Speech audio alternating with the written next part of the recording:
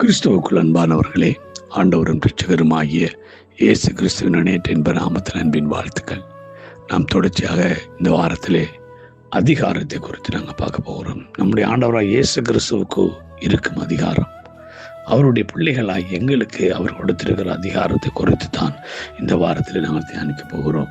மத்தேயு 28:18 சொல்லுகிறது, அப்பொழுது இயேசு சமீபத்தில் வந்து அவர்களை நோக்கி, வானத்திலும் பூமியின் சகல அதிகாரமும் எனக்கு கொடுக்கப்பட்டிருக்கிறது என்று சொன்னார். பிரியமான தேவனுடைய பிள்ளைகளே, வானத்திலும் பூமியிலும் சகல அதிகாரமும் ஆண்டவராய் இயேசு கிறிஸ்துவுக்கு உள்ளது.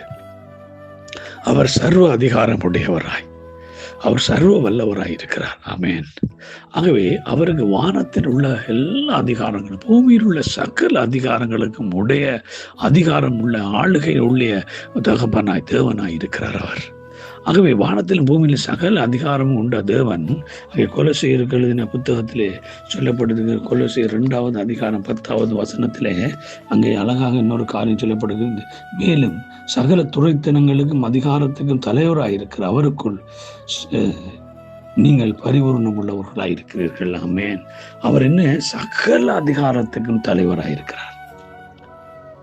சகல அதிகாரத்துக்கும் அவரால் எல்லாம் ஒரு அதிகாரம் உண்டாகவில்லை. சகல அதிகாரங்களுக்கும் அவரே தலைவராக இருக்கிறார் என்று வேதம் சொல்கிறது. பிரியமான தேவனுடைய பிள்ளைகளே, வானத்திலும் பூமியின் சகல அதிகாரம் கொண்ட ஆண்டவராய் இயேசு கிறிஸ்து அங்கே மத்தேயு 9ஆம் அதிகாரம் 6ஆம் வசனத்தில் சொல்லப்படுகிறது, அவர் பூமியிலே பாவங்களை மன்னிக்கிற மனுஷகுமாரனுக்கு அதிகாரம் உண்டு.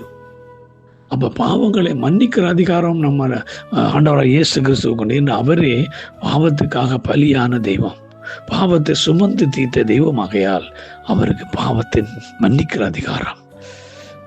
யோவான் 5:27 படி நியாய தீர்ப்பு செய்கிற அதிகாரம். ஆகவே ஆண்டவராய் இயேசு கிறிஸ்து இந்த இயற்கையின் மேல ஒரு அதிகாரம், சகல அதிகாரங்களுக்கு மேல் அதிகாரத்தின் தலைவர், பாவத்தை மன்னிக்கிற அதிகாரம், நியாய தீர்ப்பு செய்கிற அதிகாரம் உடையவராய் இருக்கிறார். ஆகவே அந்த ஆண்டவராய் இயேசு கிறிஸ்து அவர் சகல அதிகாரமும் பொருந்தினவர், சர்வ வல்லவர், சர்வ அதிகாரி அவர். ஆகவே சர்வ அதிகாரமுடைய ஆண்டவருடைய பிள்ளைகளாய் நாம் இருக்கிறது என்று நாம் மகிழ்ச்சி அடைய வேண்டும். பிரியமானவர்களே, ஆகவே இந்த அருமையான காலை வேளையில் கிறிஸ்துவுக்குள் அன்பானவர்களே, நாம் சற்று சிந்தித்து பார்ப்போம். நாம் ஆராதிக்கிற ஆண்டவராய் இயேசு கிறிஸ்து, நாம் தொழுது கொள்கிற ஆண்டவராய் இயேசு கிறிஸ்து எப்படிப்பட்டவர்? அவர் சாதாரணமானவர் அல்ல, அவர் சர்வ வல்லவர். சகல அதிகாரம் கொண்ட தேவனுடைய பிள்ளைகளாய் நாம் இருக்கிறோம்.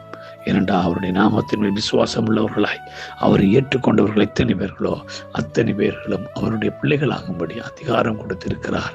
யோவான் 1:12.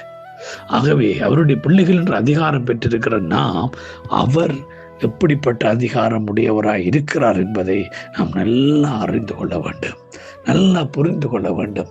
ஆகவே சர்வ அதிகாரம் உடைய தேவனாகிய கர்த்தராய் இயேசு கிறிஸ்துவனுடைய பிள்ளைகளாய் நாம் இருக்கிறோம். அல்லேலூயா. ஆகவே இதுவே எங்களுக்கு மிகப்பெரிய மகிழ்ச்சியா இருக்கு. நாம் ஆராதிக்கிற தேவன் சாதாரணமானவர் அல்ல. வானத்தில் பூமியில சகல அதிகாரம் கொண்ட சர்வ வல்லமை உள்ள தேவனுடைய பிள்ளைகளாய் நாம் இருக்கிறோம். பிரியமானவர்களே, ஆகவே நாளிலும் அவருடைய அதிகாரங்களை, அவருடைய வல்லமையை பற்றி அறிந்திருக்கிற நாம் அந்த தேவனுடைய பிள்ளைகள் என்பது அந்த மேன்மையான சிலாக்கியத்துக்காய் ஆண்டவருக்கு நன்றி சொல்வோம். கர்த்தர் தாங்கள் ஒவ்வொருவரையும் ஆசீர்வதித்து நடத்துவாராக. God bless you.